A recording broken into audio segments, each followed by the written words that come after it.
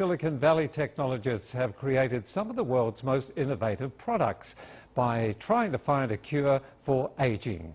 Reporter Mark New introduces us to a foundation that's also received sizable investments from tech moguls looking to keep our bodies from breaking down. Tucked away in a small office in the heart of Silicon Valley, the SENS Research Foundation is engaged in the cutting-edge work of rejuvenation biotechnology. They experiment with preserved cells, and more specifically, the powerhouse of the cell, the mitochondria.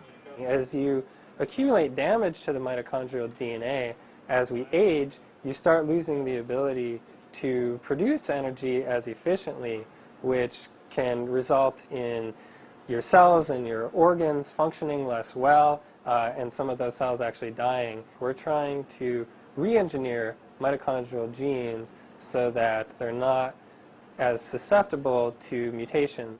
In this lab, scientists have succeeded in restoring mitochondrial function to cells under conditions where they normally would have died. But those cells only grew at half the normal rate. With donations primarily from philanthropists, SENS operates on a $5 million annual budget that founders consider a drop in the bucket compared to what's spent on health care. We sometimes say life extension is a side effect if our work is successful. And that's great, more power to that.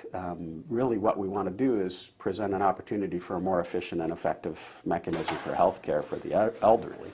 Here in the United States, we are spending $40,000 for health care for the elderly this second.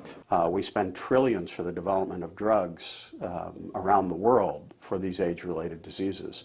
SENS' approach is still a long way from being used on people, as it would likely need testing on animals first before being incorporated in human gene therapy, a technique also still under study.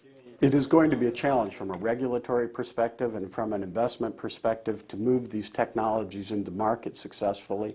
But the tremendous value of this is that if these technologies can actually repair and remit the damage that's occurring, real preventative regenerative medicine against aging, that means you might actually start to remove some of these diseases from society. The battle against aging elevates as Google's spin-off Calico recently partnered with drug giant AbbVie to spend up to $1.5 billion for developing treatments for age-related diseases. A Palo Alto investor recently launched a $1 million longevity prize competition dedicated to ending aging.